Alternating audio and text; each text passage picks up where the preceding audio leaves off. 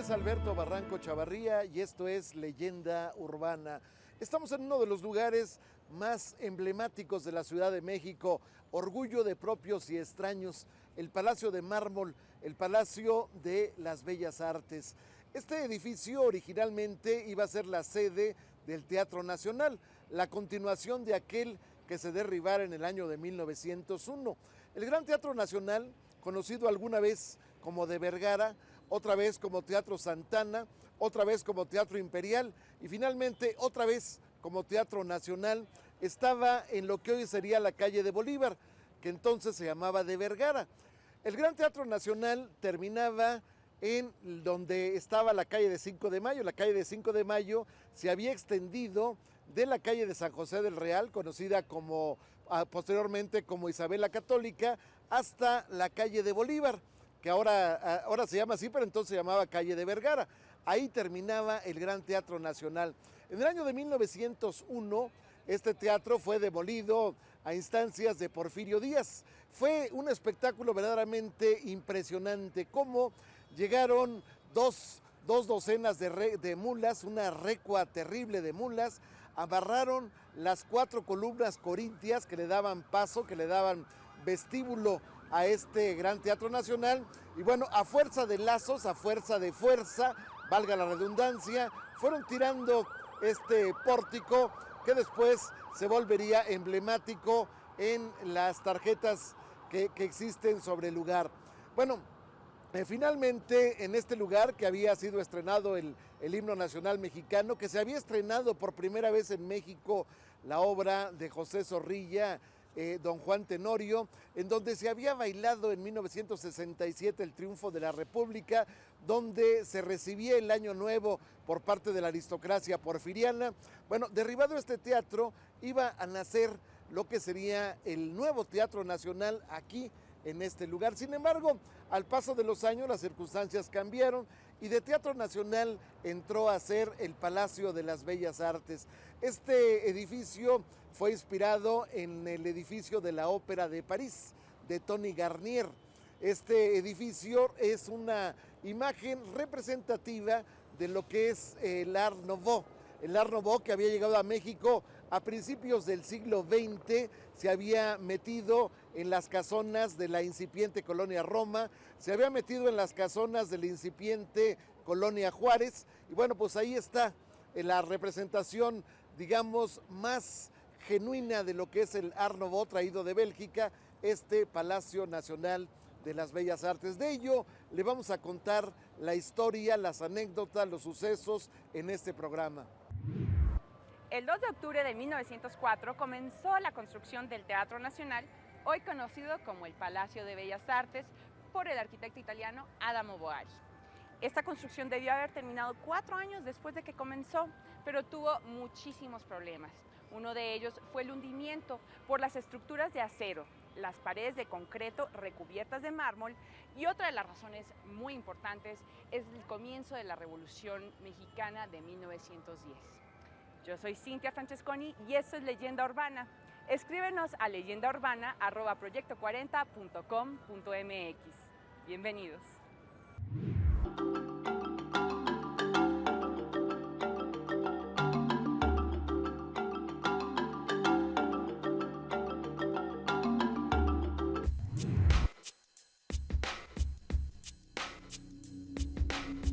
¿Qué había antes de que llegara este extraordinario Palacio de Mármol a este lugar?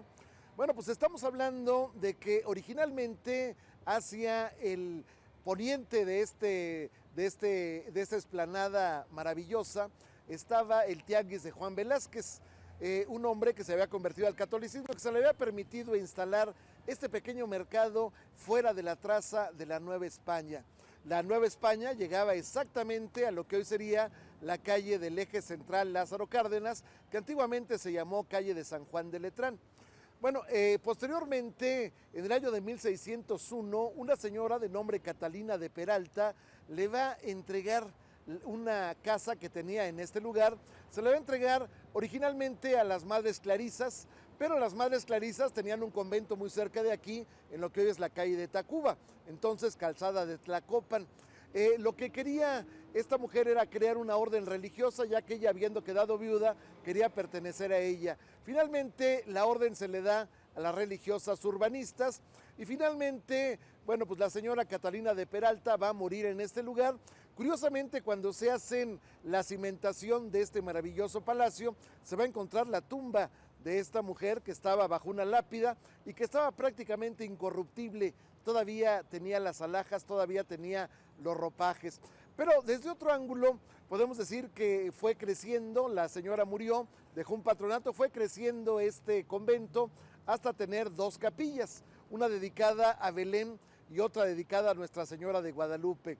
Posteriormente este edificio sería abandonado porque las religiosas habían sido exclaustradas, se fueron al convento de San Juan de la Penitencia y finalmente fue derribado este lugar, lo que era el convento, porque, bueno, pues se había convertido en una ruina, había habido una tintorería, había habido una fábrica, había sido incluso parte de él, había sido bodegas. Se derrumba para dar paso a este extraordinario edificio. ¿Quién fue el arquitecto que idea este edificio? Bueno, pues su nombre es Adamo Boari, es un arquitecto italiano, lo había traído desde Chicago el presidente Porfirio Díaz y había pretendido hacer lo que sería, repito, la obra maestra del Art Nouveau, que tenía vigencia desde Bélgica y había invadido a toda la Europa de su tiempo. El Art Nouveau llega con Adamo Boari, que él estaba radicando en Chicago, y entonces se mete a este edificio, las construcciones, vamos a hablar también de las alegorías escultóricas, todo esto es obra de europeos, todo el revestimiento es obra de europeos, estamos hablando de la Venus que nace, estamos hablando también de las 7 musas, estamos hablando de un águila republicana que emerge en la cúpula del lugar, estamos hablando también de una serie de querubines que permiten sentir su gozo frente a la creación que se da adentro de este palacio, la creación de las bellas artes. Este edificio originalmente se va a cimentar siendo un terreno pantanoso, se va a cimentar en una forma impresionante, se va a inyectar una y otra vez concreto. Sin embargo, bueno, la primera señal de que podría haber un hundimiento se da casi en sus orígenes, se hunde 1,5 metros el edificio. Posteriormente, estamos hablando de que el edificio va a ser revestido con una estructura de acero de una casa de los Estados Unidos, de los hermanos Milliken. Milliken Brothers se llamaba la casa, que le da una estructura de acero impresionante. Esta estructura se va a cubrir de concreto y finalmente se va a revestir de mármol traído de la ciudad italiana de Carrara. Esta es la característica fundamental. Sin embargo, este edificio va a ser interrumpido durante muchos años. La intención de Porfirio Díaz era que fuera inaugurado en las fiestas del centenario de la independencia de México. Sin embargo, la construcción se va a interrumpir en el año de 1911 y se va a reanudar hasta el año de 1932, para finalmente en 1934, bajo el gobierno del presidente de la República de entonces, Pascual Ortiz Rubio, se va a inaugurar este edificio.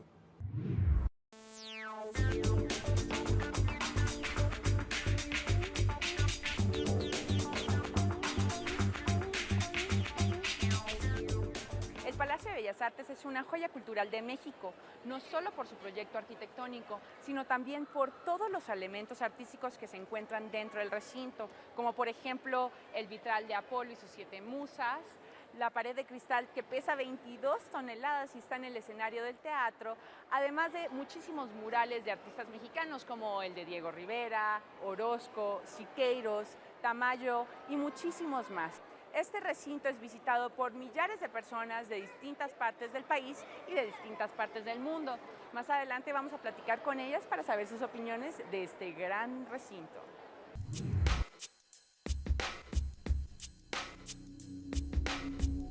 Abandonada durante muchos años la construcción de este edificio, alguna vez se pensó en demolerlo. Alguna vez incluso poco antes de morir en 1928, sin ver concluida su obra, el arquitecto Adamo Boari había pensado que lo mejor era llamarlo Elefante Blanco, dado que su revestimiento le daba ese color, pero finalmente el edificio no servía de nada. Sin embargo, a instancias del entonces secretario de Hacienda, Alberto J. Pani, el gobierno en 1932 va a reanudar las tareas para revestir este edificio, conectándolo ahora con motivos de carácter nacionalista. Va a entrar un arquitecto muy notable en su tiempo, Federico Mariscal, quien le va a dar toques nacionalistas a este edificio que tenía una estructura totalmente integrada a la europea. Este edificio va a ser inaugurado finalmente por el presidente Abelardo L. Rodríguez en el año de 1934, ya no como Gran Teatro Nacional, sino como el Palacio de las Bellas Artes y la Literatura.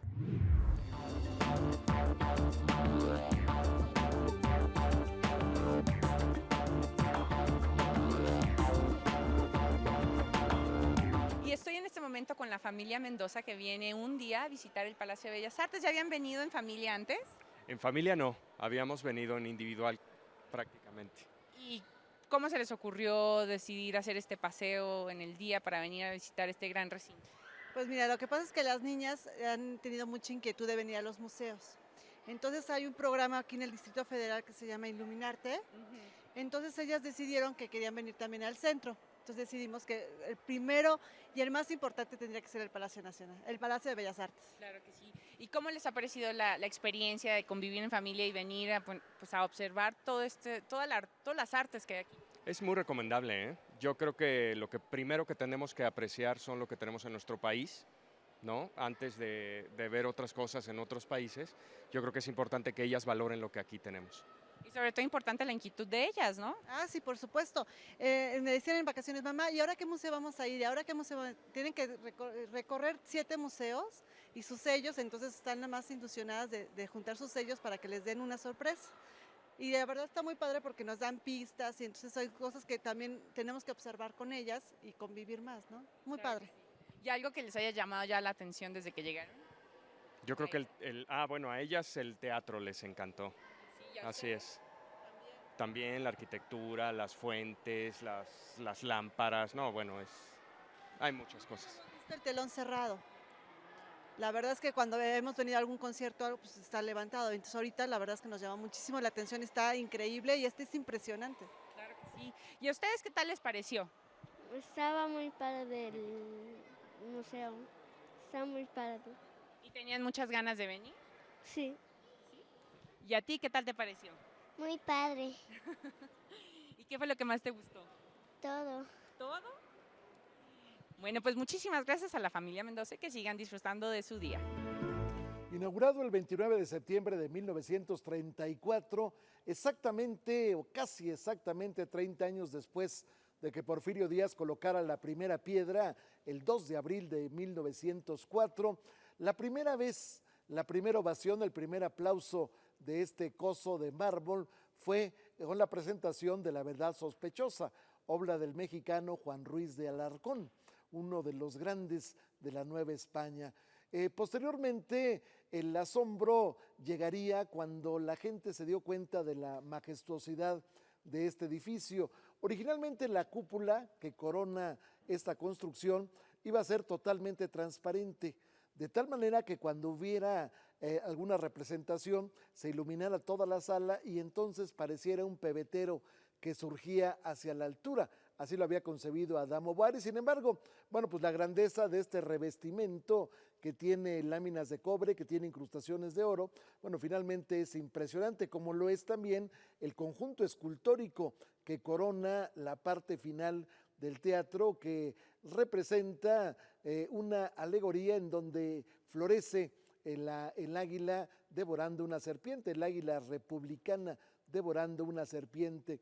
Ahora que el gran asombro había llegado a este teatro todavía cuando dirigía la obra el arquitecto italiano Adamo Boari. Estamos hablando del telón, el telón que le da fondo, el telón que le da pauta a las representaciones que se dan en este teatro. Es una obra maestra que realizó la Casa Tiffany de Nueva York. Esta obra tiene más de 1 millón de cristales de 2 centímetros de tamaño.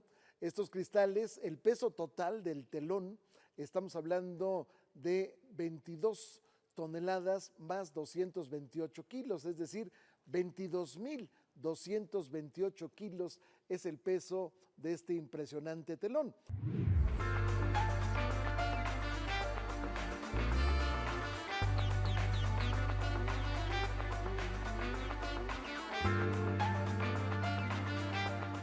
Paisajista cuyo tema central son los volcanes, no podría dejar de lado el maestro conocido como el doctor Gerardo Burillo, los volcanes Iztaccíhuatl y Popocatépetl que le dan, digamos, eje, que le dan paso hacia el Valle de México, y esto es lo que refleja este extraordinario telón, repito, construido por la Casa Tiffany de Nueva York, traído, desembarcado en Veracruz, y bueno, penosamente traído, dado su enorme peso, hasta este lugar.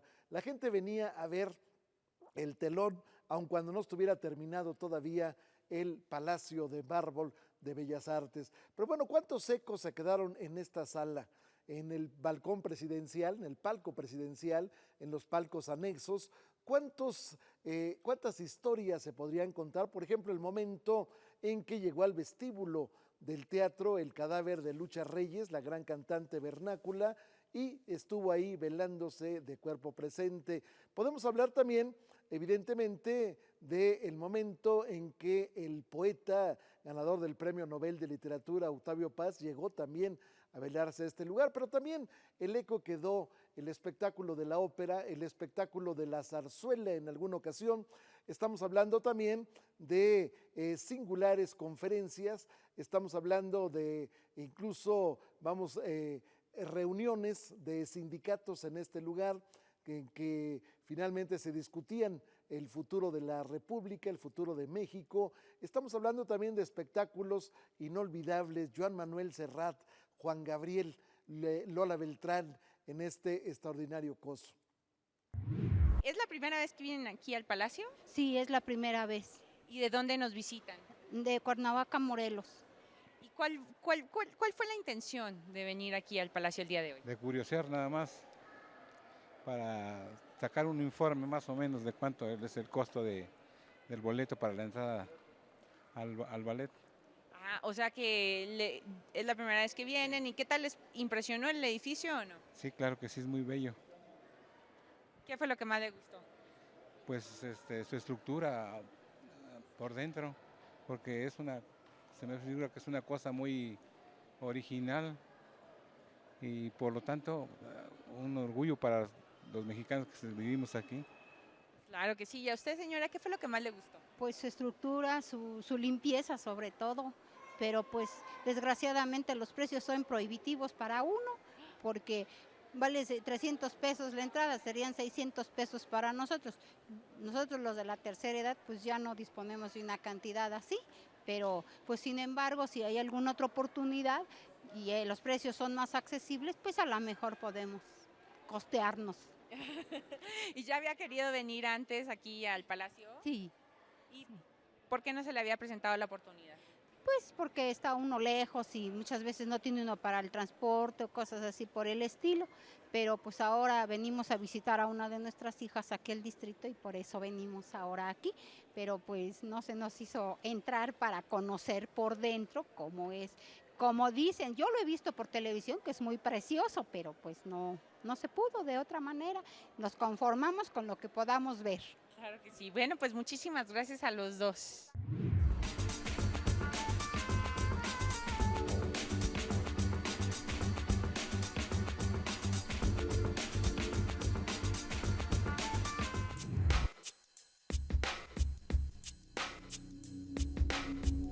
Estamos en el segundo piso del Palacio de Bellas Artes, justamente uno de los sitios más visitados porque aquí se puede uno recrear a la vista de los murales. Estamos hablando de Roberto Montenegro, de David Alfaro Siqueiros, de Diego Rivera, estamos hablando también del propio Rufino Tamayo.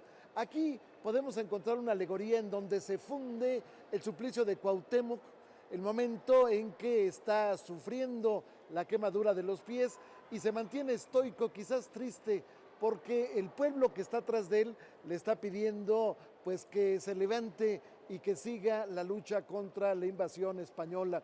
Estamos hablando también del Cuauhtémoc redivivo, de pronto ese Cuauhtémoc se pone la armadura de los españoles y sale al combate para combatir el perro feroz que parece atacarnos a la gente que venimos a ver los murales, este mural que pinta el maestro David Alfaro Siqueiros. Pero a mi espalda está no propiamente un mural, estamos hablando de tres paneles que llegaron por circunstancias fortuitas aquí al Palacio de Bellas Artes. Uno de ellos representa el México folclórico, otro presenta el carnaval de Huejotzingo, otro presenta la danza de Huichilobos. En estos murales se ve pues una alegoría carnavalesca de lo que es la vida de México pintado por Diego Rivera. Los murales originalmente fueron pintados para el Hotel Reforma. En realidad estamos hablando de 4 paneles.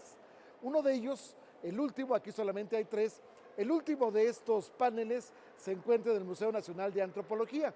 Pero bueno, los paneles fueron pintados originalmente para el Hotel Reforma, cuyo dueño era justamente Alberto J. Pani, el que fuera secretario de Hacienda y el que había impulsado el que se terminara este palacio. Al momento de verlos, no le gustaron al dueño del hotel los paneles porque era una sátira de Diego Rivera.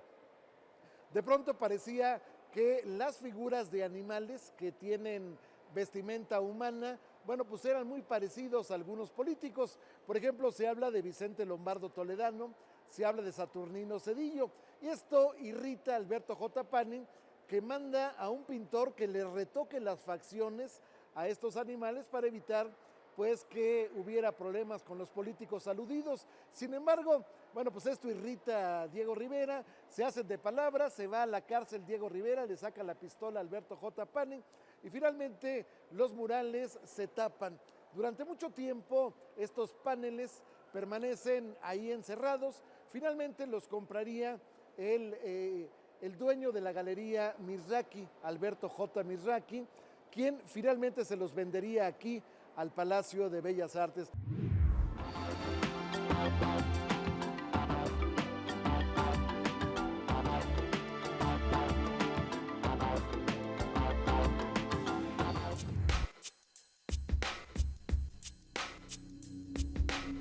Bueno, estamos hablando también de que en este lugar que finalmente se demoliría en el año de 1973, estaría finalmente la redacción de la revista Tiempo. La pérgola de la Alameda se le conoció durante muchos años a este escenario. Pero queremos terminar este programa con una figura impresionante que es también otro de los símbolos del Palacio de Bellas Artes. Estoy hablando de los Pegasos, obra del escultor español Agustín Querol. Son 4 los Pegasos. Los Pegasos fueron traídos para estar dentro del Palacio de Bellas Artes. Originalmente iban a estar en el vestíbulo del palacio. Sin embargo, el hundimiento, que es característico de esta zona, que finalmente era una zona pantanosa que se fue rellenando paulatinamente, bueno, en este marco resulta que los Pegasos eran demasiado peso para la estructura y entonces se enviaron hacia la Plaza de la Constitución. Allí estuvieron de 1912 a 1928. Posteriormente llegarían a este lugar y, bueno, pues originalmente la idea era que hubiera una gran explanada en este lugar, después se volvió estacionamiento, finalmente se volvió jardín y, bueno, pues hay un estacionamiento subterráneo que le da, oculta el realce que tienen los Pegasos de Querol. ¿Qué representan estos animales alados, estos caballos alados? Bueno, representan la llevada, es decir, están subiendo, van a subir en este momento el drama y la comedia rumbo al Parnaso. Con esa alegoría lo dejo y le agradezco que nos haya permitido entrar en su hogar. El próximo sábado a las 7:30 de la noche tendremos un capítulo más de esta leyenda urbana. En el Palacio de Bellas Artes usted puede encontrar muchísimas cosas más. También hay islas donde puede comprar souvenirs, joyería, camisetas, bolsos, todo lo que usted puede encontrar en lo que son las muestras de arte y los murales para llevarse algún recuerdo del palacio. También hay un delicioso café donde usted se puede sentar a intercambiar ideas con sus amigos y una librería donde puede encontrar los últimos libros de artes y además los libros de las muestras que se están exhibiendo en los diferentes museos del palacio. Así que usted ya sabe, el Palacio de Bellas Artes no es solamente un recinto de arte, sino también un recinto de convivencia. Yo soy Cintia Francesconi y esto fue Leyenda Urbana. No olvide escribirnos a leyendaurbana@proyecto40.com.mx y muchísimas gracias por todos sus correos. No olvide de vernos la próxima semana porque seguro le tendremos un tema muy interesante.